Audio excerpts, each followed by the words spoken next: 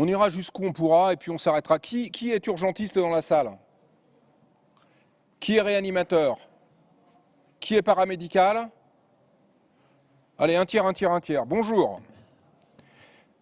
Je n'ai pas de conflit d'intérêt en dehors d'avoir commis un bouquin d'échographie dont je parlerai plus tard. Ce patient, vous le connaissez, hein.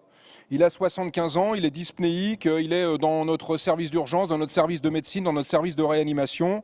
Et une des questions qui se posent pour sa prise en charge, c'est de savoir si ce qui défaille est le cœur ou le poumon. Donc vous voyez, il a les raisons d'avoir l'insuffisance respiratoire, il a les raisons d'avoir l'insuffisance cardiaque. D'ailleurs, le plus souvent, les facteurs de risque sont les mêmes. Et lui, il ne va pas super bien, on voit bien qu'il est marbré. Qu'est-ce que vous allez utiliser pour répondre à la question? Votre sens clinique, qui vote pour ça? Ouais, la médecine bien... Votre stéthoscope? Vous n'avez pas trop confiance, hein? Un échographe?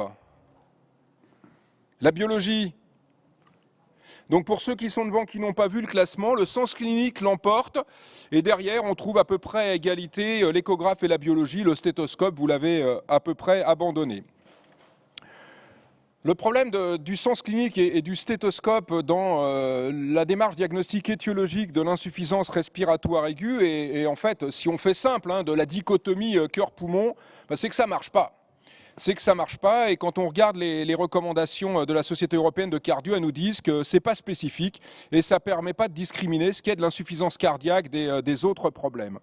Et quand on reprend les signes, bah effectivement, hein, on pourrait faire simplement en prenant le patient qui siffle. Bah ouais, le patient qui siffle, peut-être que c'est de l'insuffisance respiratoire, mais il se trouve que le patient insuffisant cardiaque à 75 ans, il siffle aussi. Donc c'est probablement pas le meilleur choix. Le deuxième choix pourrait être la biologie. Alors, je vais jusqu'au bout, je pousse la biologie à son extrémité, c'est-à-dire la biologie délocalisée, en préhospitalier ou aux urgences, quelque chose qu'on va avoir au lit du malade. Et si je fais ça, ce n'est pas complètement en dehors de la réalité, puisqu'il faut se souvenir que les premières études sur les dosages du BNP étaient des études avec une micro-méthode délocalisée et qui ont montré que ça faisait plutôt mieux que la probabilité clinique et que les deux ensemble arrivaient à un niveau de diagnostic qui était élevé et ont introduit l'idée d'un raisonnement bayésien autour de l'insuffisance respiratoire, ce qu'on n'était pas habitué à faire. Alors, je vais passer assez rapidement sur les résultats de cette étude où on a testé l'utilisation du BNP en préhospitalier et c'est vrai que ça a changé notre prise en charge de ces patients. D'abord parce qu'il s'est avéré que quand on ne savait pas quelle était la cause d'une insuffisance respiratoire aiguë, eh bien, elle était beaucoup plus souvent d'origine cardiaque que d'origine respiratoire, et ce n'est pas forcément l'idée qu'on s'en faisait a priori. Et si on accepte chez des patients, on a sélectionné ici que des patients pour lesquels les éléments disponibles, dont l'examen clinique que vous avez évoqué, le stéthoscope, ne nous permettaient pas de conclure. Quand on ajoutait le BNP, on avait une valeur prédictive, positive ou négative, de 70%. Ce n'est pas 70% globalement, si on reclasse bien 70% des patients pour lesquels on n'arrivait pas à s'en sortir avec les éléments cliniques dont on disposait. Donc c'est plutôt bien. Si vous êtes encore plus exigeant et que vous voulez aller avec une valeur prédictive jusqu'à 90%, eh bien on reclassait ici à peu près 50% des patients. Et nous, clairement, ça a changé notre façon de travailler en préhospitalier et aussi, indirectement, ça a changé notre relation avec les cardiologues parce que quand on leur disait que c'était de l'insuffisance cardiaque, il suffisait d'annoncer qu'il avait 3000 de BNP, c'était de l'insuffisance cardiaque, même s'il était déclenché par une surinfection bronchopulmonaire. Sauf que, aujourd'hui, je passe assez vite pour vous dire qu'aujourd'hui, les recommandations européennes, c'est de dire qu'on utilise le BNP à l'inverse maintenant, pour sa valeur prédictive négative. Donc on ne s'en sert que quand il n'est pas élevé pour dire ce n'est pas respiratoire et non plus, comme nous on l'a fait au début, pour affirmer qu'une insuffisance respiratoire aiguë était d'origine cardiaque. Donc, vous n'avez pas le choix, hein. Il va falloir vous en remettre à l'échographie. Donc, qui fait de l'échographie au quotidien au lit du patient dyspnéique? Qui fait le cœur? Le poumon? Les vaisseaux, genre la veine cave? Bien, on va faire de l'échographie. Donc là, j'ai pris une image qui était plutôt une image d'échographie cardiaque, tout en se disant qu'il ne faut pas être simpliste dans le raisonnement. Le malade a mal dans la poitrine, donc je fais l'échographie du cœur. Il a du mal à respirer, donc je fais l'échographie du poumon. Il a la tension basse, donc je fais l'échographie des vaisseaux. Non, je fais l'échographie du patient. Et ça, c'est fondamentalement différent. Pourquoi c'est fondamentalement différent? D'abord parce que c'est immédiat, il faut que ce soit rapide, c'est dans le cahier des charges, il faut que ce soit simple, il faut que ce soit décisif. Se lancer dans un examen qui n'a pas d'impact immédiat sur la prise en charge du patient, ça ne sert à rien. Ça va me permettre, dans un nombre de cas non négligeables, d'obtenir un diagnostic alternatif. Ce n'est pas invasif, c'est pas cher, hein, ça a été calculé une fois qu'on a fait l'acquisition de l'appareil d'échographie. Le prix de revient d'une échographie, c'est quelques centimes, quelques dizaines de centimes, donc c'est que dalle. On peut le répéter et ça va permettre de suivre l'examen du patient. Je vous mets au défi de refaire un scan toutes les 2 heures à votre patient. La radiothérapie n'a jamais traité l'insuffisance cardiaque ni l'insuffisance respiratoire d'ailleurs, hein. Donc ça fait un outil de surveillance. Alors, premièrement, les diagnostics alternatifs. Je ne vais pas les passer en détail, mais on sait très clairement qu'on peut faire le diagnostic de fracture de côte, de fracture de sternum à l'échographie. Il y a une riche littérature, il suffit d'avoir essayé pour s'en convaincre. On fait le diagnostic, alors ça c'est très intéressant parce qu'aujourd'hui ça paraît relativement évident de pneumothorax. C'est une littérature qui a quasiment 20 ans, qui pour l'essentiel est due à Daniel Lichtenstein, qui pour l'essentiel a été publiée dans des revues de réanimation et qui maintenant est utilisée assez transversalement. Avec des algorithmes qui ont un intérêt, et ce n'est pas si souvent, d'avoir à la fois une valeur prédictive positive en présence de certains signes, en l'occurrence le point poumon proche de 100%, et une valeur prédictive négative proche de 100% si on a vu le glissement pleural. Donc c'est un examen qui est éminemment rentable dans cette indication. L'échographie dans cette indication, mais dans d'autres indications aussi, fait mieux que la radio de thorax, fait pareil que le scanner, sans la nécessité de discuter avec le radiologue et de transférer le patient, si vous voyez ce que je veux dire. Je vous montre 2-3 études pour vous dire combien on pourra aller plus loin encore avec l'utilisation de l'échographie. Je ne vous dis pas qu'on va faire ça demain matin, mais il y a 2-3 études de méthodologie que je trouve, en l'occurrence ici, particulièrement élégantes, qui nous montrent les portes vers lesquelles on peut se diriger. Ce sont des patients qui sont suspects d'une pneumopathie, qui sont pris en charge aux urgences. On leur fait quoi? On leur fait une radio. Et puis, en fonction de cette radio, on va conclure ou pas, pneumonie, elle est traitée comme telle, ou pas de pneumonie. Tout en ayant bien dans un coin de la tête que ce n'est pas l'examen de référence.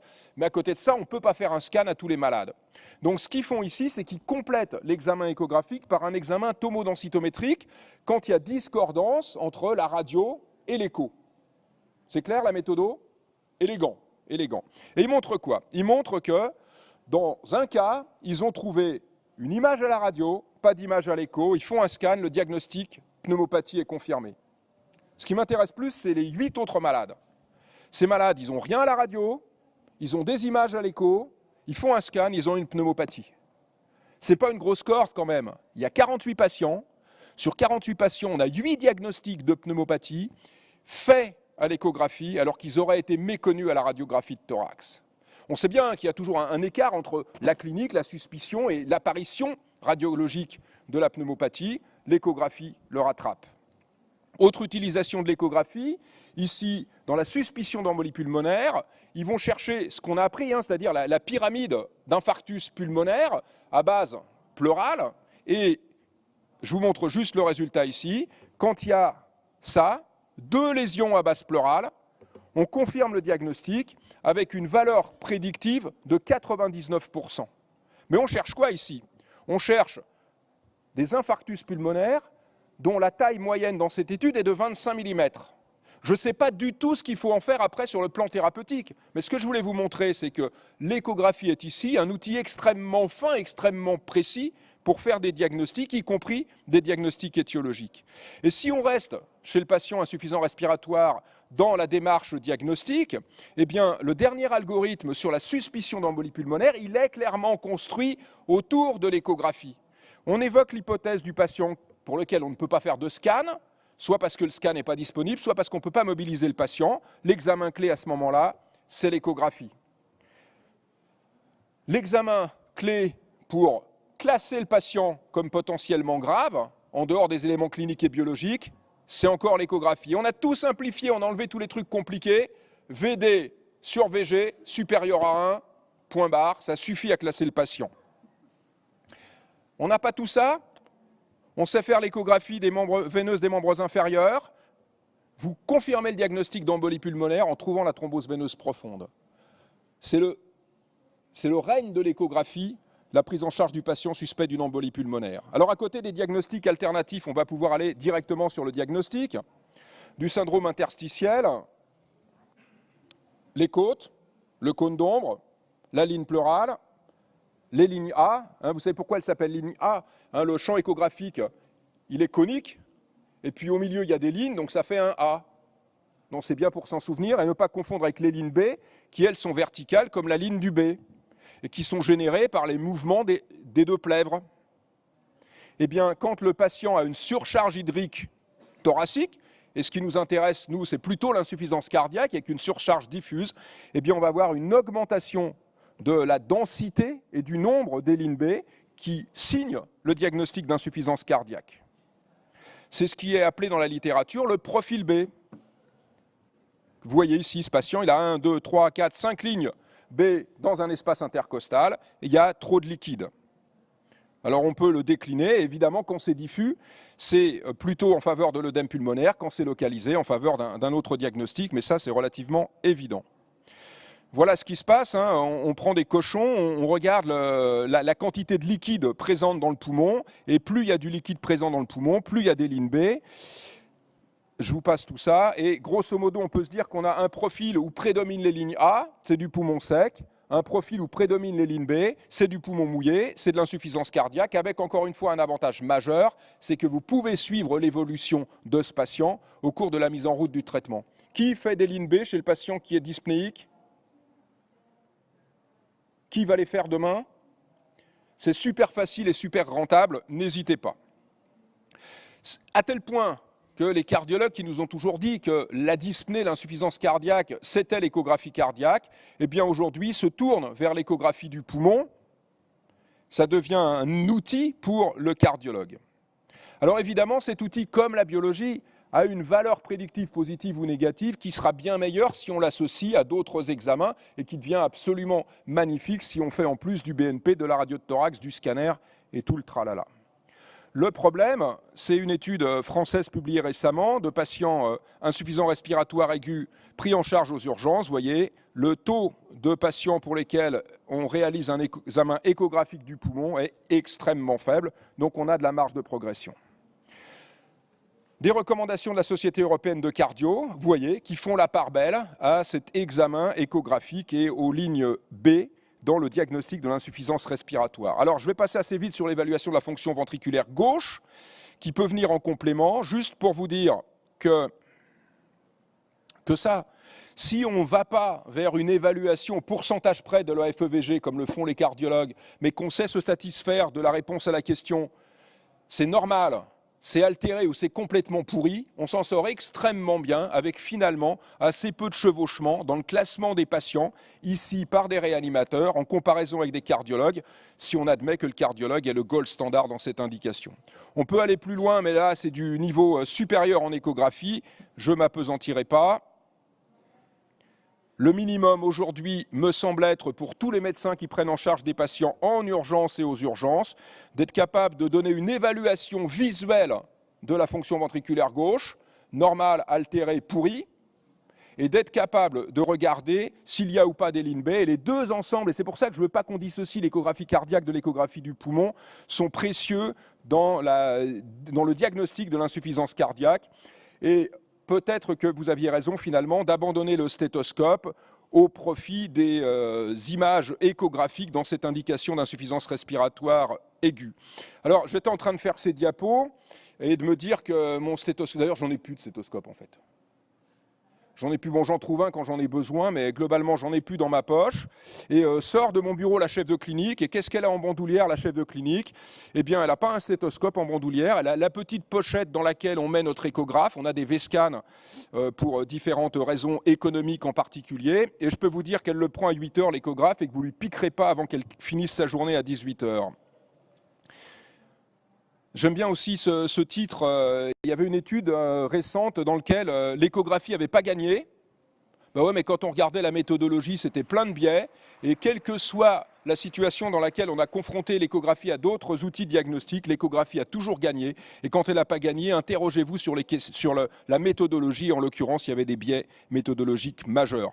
Donc j'essayais de vous convaincre ici de l'intérêt de l'échographie dans le diagnostic. Oh non, c'était beau, il fallait qu'on revienne. Je n'avais même pas débordé, on me prive de la plus belle diapo, qui était pour vous dire que même si vous ne me croyez pas, en plus ils l'ont dit à la télé, c'est bien la preuve que j'ai raison. Je vous remercie.